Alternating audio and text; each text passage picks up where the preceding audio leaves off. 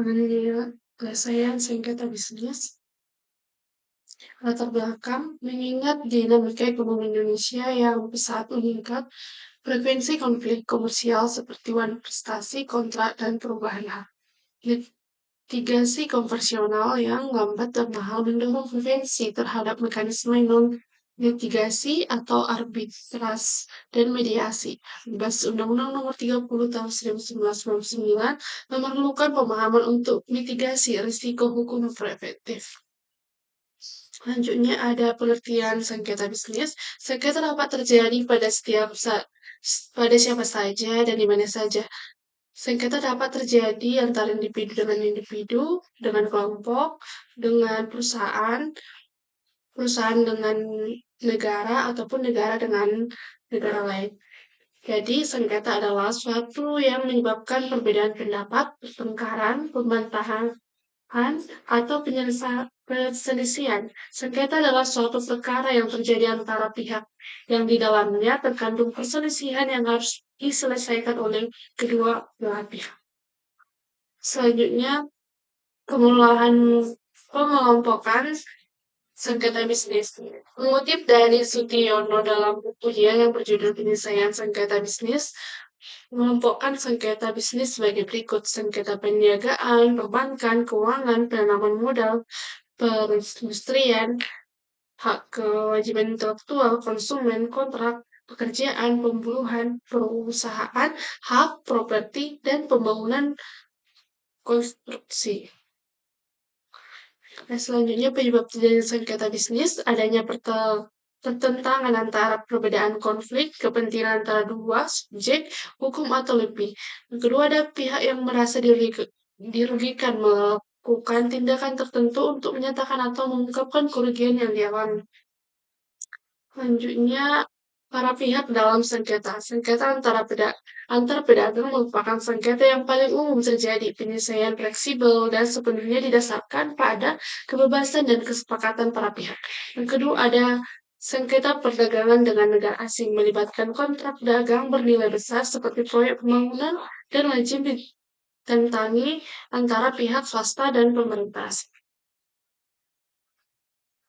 Prinsip penyelesaian sengketa ada 4 prinsip, yaitu prinsip dasar kebebasan berkontrak, yang kedua ada prinsip dasar penyelesaian sengketa melalui arbitras, yang ketiga ada prinsip dasar kebebasan komunikasi atau navigasi, yang keempat ada janji harus ditepati.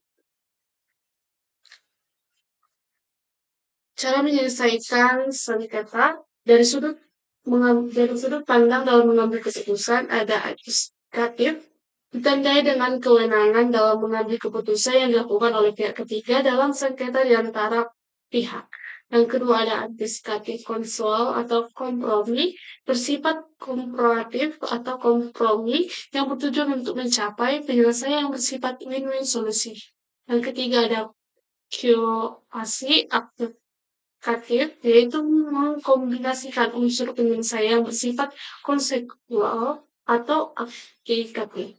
Dari sudut prosesnya ada litigasi, menyelesaikan sengketa bisnis melalui jalur pengendalian dengan menggunakan pendekatan hukum formal atau law approach. Yang kedua ada non-litigasi, yaitu mekanisme penyelesaian sengketa bisnis di luar pengadilan dan tidak menggunakan pendekatan hukum formal. Hukum yang berlaku ada 2, yaitu litigasi dan non-litigasi. Yang pertama ada HIR atau RBG dari KUHP Perdata untuk mengurus data komersial dan pengendalian negeri atau pengendalian niaga atau prestasi atau kepahilitan atau PKPU. Yang kedua ada Undang-Undang Nomor 27 Tahun 2004 tentang kepahilitan dan Undang-Undang Nomor 48 2009 tentang kekuasaan kehakiman. Yang kedua ada non-litigasi atau prioritas bisnis. Undang-Undang Nomor 30 1999 tentang atribusi dan APS. Atribusi atau final atau beli untuk perdagangan, APS untuk negosiasi, mediasi, konsiliasi, extranjusment. Yang kedua ada putusan terasi eksekutorial via pengendalian negeri pasal 59 sampai 60. Lembaga Penyelesaian Sengketa Bisnis di Indonesia ada Lembaga Pengadilan Negeri atau PN, sengketa perdana untuk prestasi kontrak via HRRBG. Yang kedua ada pengendalian niaga. Yang ketiga ada Badan Beras Nasional Indonesia atau BANI. Yang ketiga ada lembaga administrasi lain. Yang keempat ada APS atau alternatif penyelesaian sengketa, yaitu mediasi, negosiasi, konsiliasi via mediator independen. Lalu prosesnya ada tahap pendaftaran, mediasi awal, pemeriksaan, putusan, dan waktu biaya. Yang pertama kita ke litigasi, surat gugatan KPN-nya permainan biaya pajak, non-litigasi atau perjanjian yang sebelum sengketa atau close out price. Yang kedua ada media awal, litigasi wajib 30 hari, kalau enggak gagal lanjut sidang.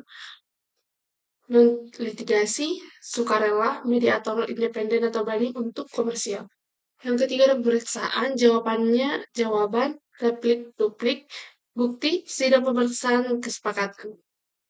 Non-litigasi, berunding rahasia, arbiter, putusan yang